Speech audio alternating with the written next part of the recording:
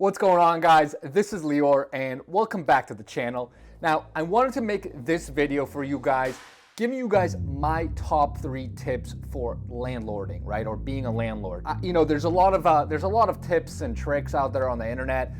You can obviously Google those, but I want to make these specific tips for you guys. These are tips that I've honestly made mistakes on, have struggled with, and I'm really getting better at them now. This is kind of directly from the School of Hard Knocks. So I wanted to share with them you guys because I think they're very prevalent for what a lot of you guys are going through.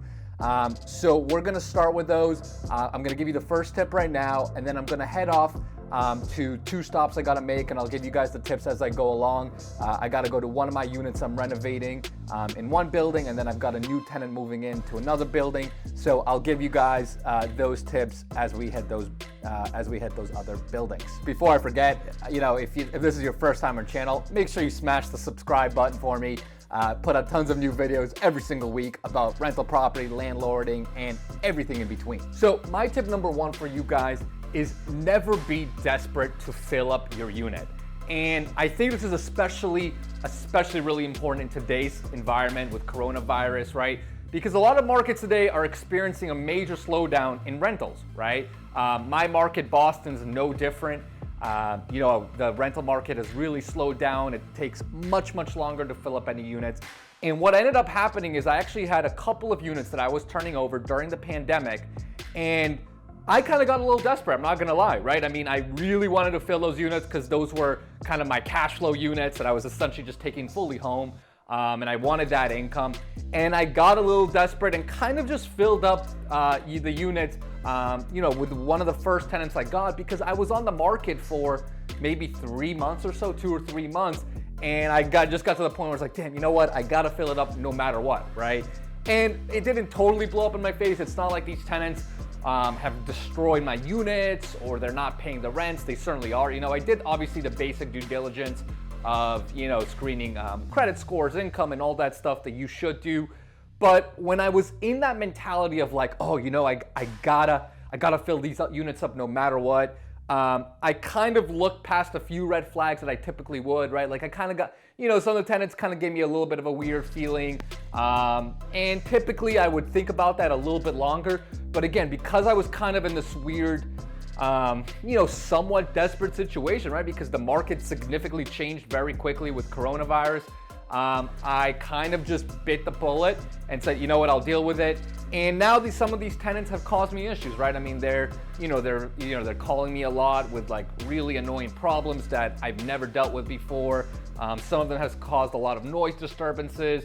So again, it's not like necessarily directly issues going to my pocket or financially, or they're destroying the unit, anything like that, but they're really not high. They're just not super high quality tenants. So my advice for you is, if I could do it again and moving forward, I've got units vacant right now that I'm certainly not approaching the same, is no matter what, even if it's costing you money, don't fill up the unit out of desperation, right? Because I think the headaches, the potential downside with filling up a unit with the wrong tenant can exponentially be worse than the upside you have to gain from filling up a unit too quickly to try and make a little bit more cash flow every month. So that's absolutely tip number 1. All right, so I'm gonna hit the road, hit one of my buildings right now that's going under renovation. So we're gonna drive over there. Of course, like any real estate road trip's never complete without a quick Starbucks. My cinnamon dolce latte, staple, gotta have it every day. So with that, I'm gonna drive over and I'll see you guys over there.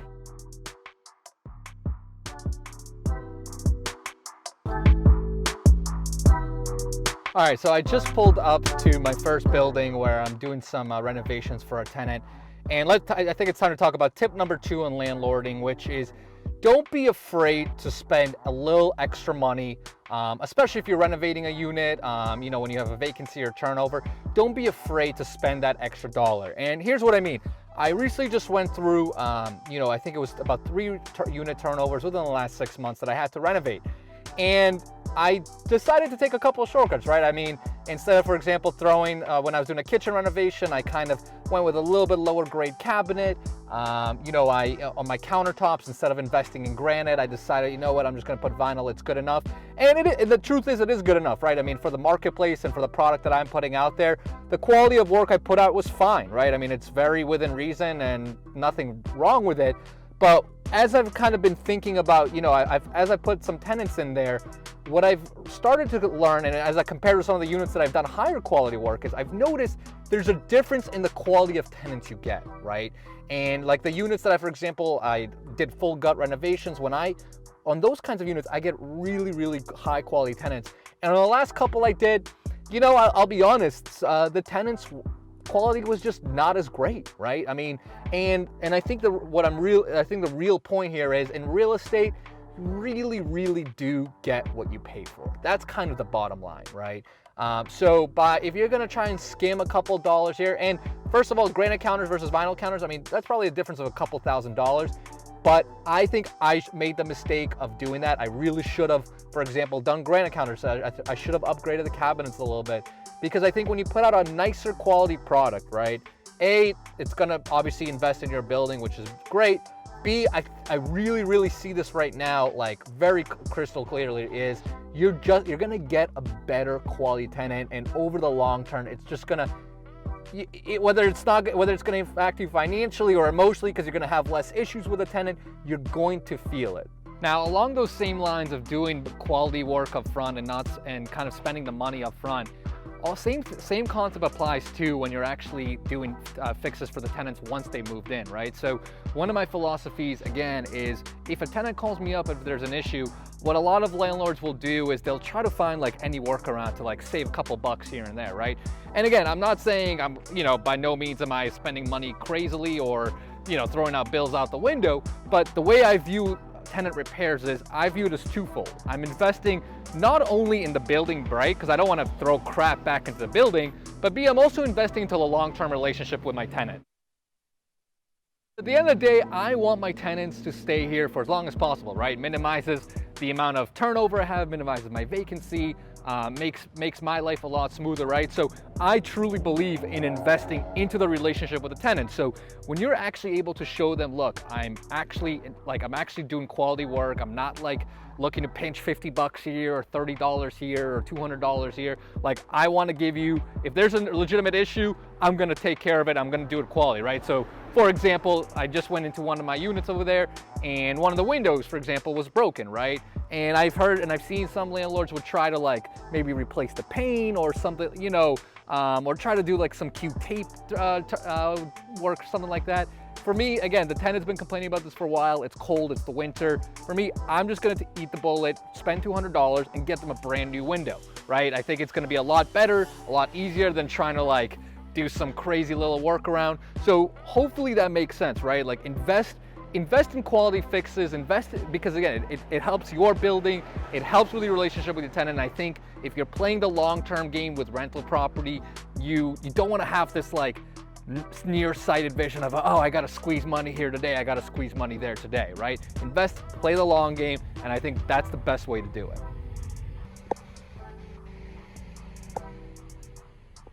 All right, so I just hit my final stop.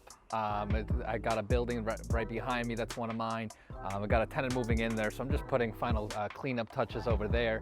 But I wanted to give you guys the final tip I have for you guys, which is really know your laws and regulations for your particular state where you're landlording, right?